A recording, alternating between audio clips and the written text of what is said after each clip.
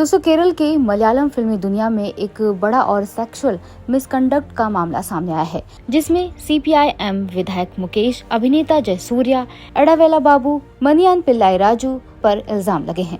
मुकेश ने इसे blackmail tactics कहा है, लेकिन उनकी गिरफ्तारी पर सिर्फ 5 दिन का स्टे मिला है। इसी बीच एलडीएफ यानी लेफ्ट डेमोक्रेटिक फ्रंट, जो केरला में एक पॉलिटिकल अलायंस है, उन्होंने कहा है कि कांग्रेस के 2 एमएलएज भी केसों में फंसे हैं, तो पहले उनका इस्तीफा होना चाहिए। इन्वेस्टिगेशन टीम ने सबूत इकट्ठा करना शुरू कर दिया है, जबकि एक और केस डॉक्यूमेंट्री डायरेक्टर विनीत और मूवी रिवर्स पर भी रजिस्टर हुआ है। अब इस पर हेमा कमेटी की रिपोर्ट की फाइंडिंग्स और भी महत्वपूर्ण हो जाती हैं, जिसमें मलयालम फिल्मी दुनिया के अंदर की सच्चाइयों को सामने लाने की कोशिश की गई थी। जी हां, जस्टिस हेमा कमेटी की रिपोर्ट ने मलयालम फिल्मी दुनिया के उस काले सच को उजागर कर दिया है, जिसकी चर्चा अक्सर दबी जुबान में होती रही है। रिपोर्ट सामने आने के बाद सोशल मीडिया से लेकर सड़क तक बवाल मचा हुआ है, लेकिन आखिर जस्टिस हेमा कमेटी की रिपोर्ट में ऐसा क्या है, आइए इस वीडियो में समझते हैं। केरल उच्च न्यायालय ने राज्य सरकार को निर्देश दिया है कि वह न्यायमूर्ति हेमा समिति की रिपोर्ट को 10 सितंबर को अगले सुनवाई तक अदालत में जमा करे। बता दें कि 22 अगस्त 2024 को दायर एक याचिका में आरोपियों के खिलाफ कानूनी कार्यवाही की मांग की गई थी, जिसमें न्यायमूर्ति के हेमा की अध्यक्षता में बनी 3 सदस्यीय समिति ने 233 पन्नों की रिपोर्ट तैयार की, जिसमें मलयालम फिल्मी दुनिया में महिलाओं के साथ हो रहे भेदभाव और शोषण की कड़ी आलोचना की गई है। ये रिपोर्ट 19 अगस्त को राज्य सूचना आयोग द्वारा जारी की गई थी। लेकिन अब ये सवाल आता है कि हेमा समिति का गठन क्यों हुआ? मलयालम फिल्मों को अक्सर प्रगतिशील माना जाता है, लेकिन इसका एक अंधेरा पक्ष भी है। फरवरी 2017 में एक मशहूर महिला अभिनेत्री ने आरोप लगाया कि कोच्चि में उनका अपहरण हुआ और उनका यौन शोषण किया गया। इस मामले में एक बड़े अभिनेता का नाम भी आया, जिससे पूरे उद्योग में हड़कंप मच गया और महिलाओं के साथ हो रहे भेदभाव पर भी सवाल उठने लगे। इस घटना के बाद महिला अभिनेत्री, निर्देशकों और फिल्मी दुनिया से जुड़े अन्य लोगों ने मिलकर women in cinema collective WCC नामक संगठन बनाया। इस संगठन ने 18 मई 2017 को केरल के मुख्यमंत्री से इस घटना की जांच और फिल्मी दुनिया में महिलाओं के साथ हो रहे लैंगिक और भेदभाव को दूर करने की मांग की। इसके बाद जुलाई 2017 में केरल सरकार ने मलयालम फिल्म उद्योग में यौन उत्पीड़न और लैंगिक असमानता के मुद्दों की जाँच के लिए हेमा समिति बनाई।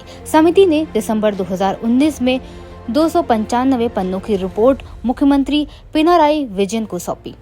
लेकिन अब ये सवाल आता है कि रिपोर्ट में देरी क्यों हुई? तो ये रिपोर्ट 2019 में ही तैयार हो गई थी, लेकिन इसे 5 साल तक गुप्त रखा गया। इसे अगस्त 2024 में ही जारी किया गया, जिसे कुछ हिस्सों को निजी जानकारी की सुरक्षा के लिए हटा दिया गया था। विपक्ष के नेता वीडी सतीशन ने मुख्यमंत्री पिनाराई विजयन पर आरोप लगाया कि उन्होंने रिपोर्ट में बताए गए दोषियों के खिलाफ कोई कार्यवाही नहीं की। मुख्यमंत्री विजयन ने 20 अगस्त को बताया कि रिपोर्ट को पहले इसलिए जारी नहीं किया गया था क्योंकि न्यायमूर्ति हेमा ने 19 फरवरी 2020 को सरकार को लिखा था कि रिपोर्ट को सार्वजनिक न किया जाए, क्योंकि इसमें लोगों की गोपनीयता से जुड़ी बातें थी। अभी सवाल है कि रिपोर्ट अब क्यों जारी की गई? तो 5 सूचना अधिकार कार्यकर्ताओं ने रिपोर्ट के बारे में जानकारी के लिए केरल राज्य सूचना आयोग SIC से संपर्क किया। इसके बाद आयोग ने 6 जुलाई 2024 को ये फैसला किया कि रिपोर्ट को आंशिक रूप से सार्वजनिक किया जाए। हालांकि 14 अगस्त को जारी किए जाने से पहले रिपोर्ट के 63 पन्नों को संपादित किया गया। इसके बाद एक फिल्म निर्माता साजी परायल ने अदालत में याचिका दायर की, जिसमें उन्होंने कहा कि रिपोर्ट का प्रकाशन उनके और अन्य लोगों की गोपनीयता का उल्लंघन करेगा और उनके लिए समस्याएं पैदा करेगा, लेकिन अदालत ने उसकी याचिका खारिज कर दी। अब इस रिपोर्ट के मुख्य बिंदुओं पर भी नजर डालें तो समिति ने 30 अलग अलग क्षेत्रों में काम करने वाली महिलाओं के साथ हुए 17 प्रकार के शोषण की पहचान की है, जिसमें कुछ बिंदु इस प्रकार है। काम करने की इच्छुक महिलाओं से यौन संबंध बनाने की मांग की जाती है। महिलाओं को समान काम करने के लिए पुरुषों की तुलना में कम वेतन मिलता है और उनके लिए बुनियादी सुरक्षा उपाय भी नहीं होते हैं। फिल्मी दुनिया में कुछ पुरुष निर्माताओं, निर्देशकों और अभिनेताओं का दबदबा है जो अन्य लोगों पर हावी रहते हैं।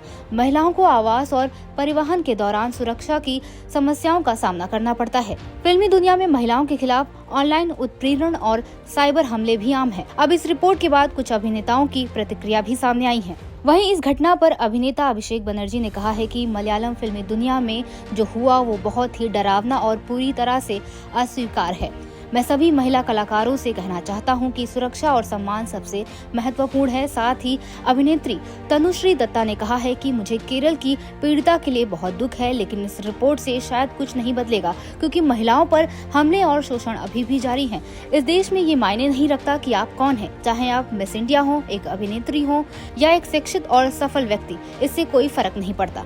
इस संदर्भ में एक महत्वपूर्ण नैतिक सवाल उठता है, समाज में नैतिकता और नैतिकता के पालन के बीच अंतर कैसे किया जा सकता है और क्या फिल्मी दुनिया जैसी बड़ी बड़ी संस्थाओं में नैतिकता का पालन केवल कानून द्वारा सुनिश्चित किया जा सकता है। तो इस सवाल का सीधा संबंध मलयालम फिल्मी दुनिया में महिलाओं के साथ हो रहे शोषण और अन्याय से है, जो जस्टिस हेमा कमेटी की रिपोर्ट में उजागर हुआ है। यूपीएससी की तैयारी में GS4 यानी नैतिकता, अखंडता और योग्यता में नैतिकता और नैतिकता के पालन का महत्व समझाया जाता है। इस संदर्भ में देखा जाए तो फिल्मी दुनिया जैसी संस्थाओं में नैतिकता का पालन केवल कानून के जरिए नहीं हो सकता, बल्कि इसके लिए समाज की जिम्मेदारी भी उतनी ही महत्वपूर्ण है। इस मुद्दे पर विचार करना न केवल यूपीएससी उम्मीदवारों के लिए महत्वपूर्ण है, बल्कि इस देश के हर नागरिक के लिए भी एक सीख है कि हम कैसे ऐसी परिस्थितियों में सही और गलत का चुनाव कर सकते हैं और कैसे समाज के लिए एक नैतिक उदाहरण स्थापित कर सकते हैं।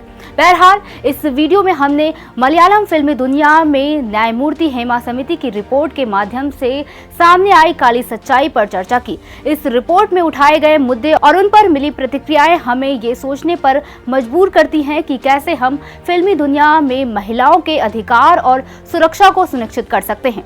अगर आपको ये वीडियो पसंद आया हो तो इसे लाइक करें और शेयर जरूर करें और अपने विचार हमारे साथ जरूर साझा करें। और हाँ, हमें उम्मीद है कि इस रिपोर्ट और इसके परिणामों से फिल्मी दुनिया में सकारात्मक बदलाव आएंगे और महिलाओं को वो सम्मान मिलेगा जिसकी वो पूरी तरह से हकदार हैं। धन्यवाद, मिलते हैं अगले वीडियो में।